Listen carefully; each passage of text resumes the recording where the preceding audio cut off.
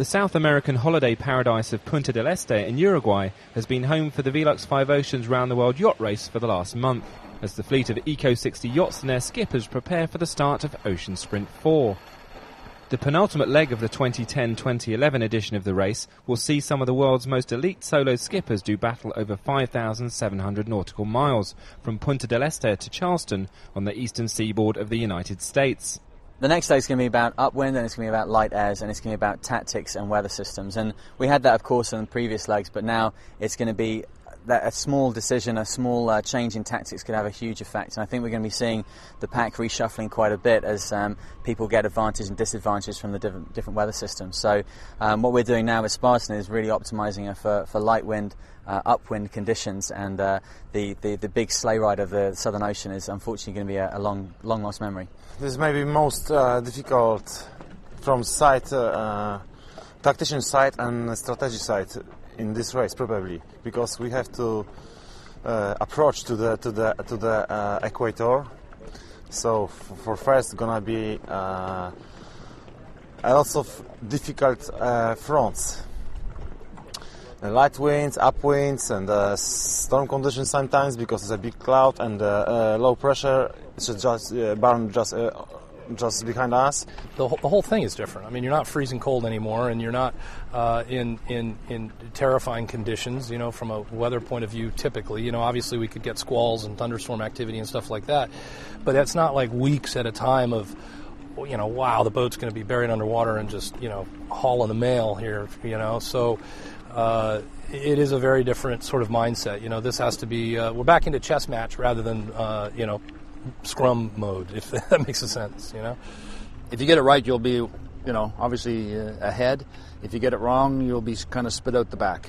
I don't think there's, you know, it can be very, very tactical, and hopefully everybody pulls it together. What is the weather right now? Okay. For the 4 different skippers from 4 different nations fighting it out on the high seas, overall victory in the Velux 5 Oceans is still very much up for grabs. However, American Brad Van Loo has been the man to beat so far. The 43-year-old has taken top spot on the podium in the first 3 ocean sprints, which have seen the fleet sail over 20,000 miles through some of the harshest sea conditions known to man, since leaving La Rochelle in mid-October last year. Van Loo is without doubt the favourite to carry off the honours in the next leg, but there is the added pressure of reaching his hometown of Charleston in first place. I really have to keep my head on straight and not get, you know, flustered by the fact that I'm sailing to home and getting and sort of becoming making bad decisions through just a level of, you know, excitement or whatever about going home. So mentally, I'll have to really sort of check myself, I think, this leg and not do anything stupid. Britain Chris Stanmore Major finished 3rd in Ocean Sprint 3, having been pipped at the post by Polish rivals Zbigniew Gutkowski, who finished only 40 seconds ahead of the Englishman. Stanmore Major wants to take it up a gear on the next leg and improve on his 4th place in the overall standings.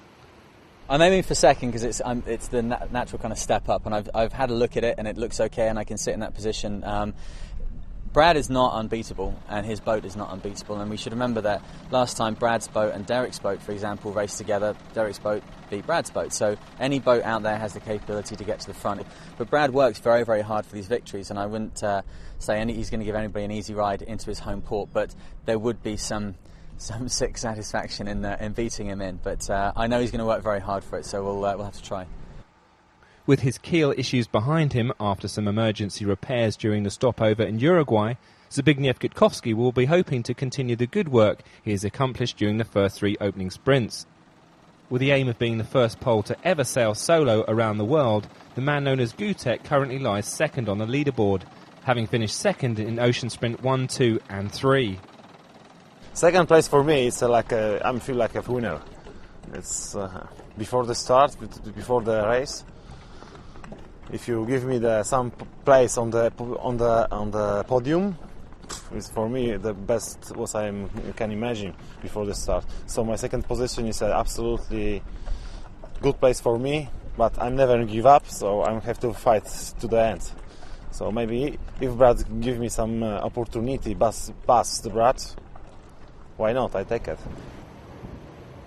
Canadian veteran Derek Hatfield is one position behind Gutkowski in the overall standings and occupies third place. The resident of Mahone Bay finished fourth at the conclusion of the last leg and is out to show his pace in Ocean Sprint 4. I was disappointed with the last leg with my performance, and I'm here to kind of step that up a bit because in the last leg, I like to say the wheels fell off for me in the last 48 hours. I had problems with wind sensors and power consumption, and Gutek and Chris both got away from me. Although I got here within an hour of them getting here, I was in second place when the wheels fell off. So I feel I'm really going to go after this one. I'm really going to push hard and hopefully notch it up again, back up onto the podium.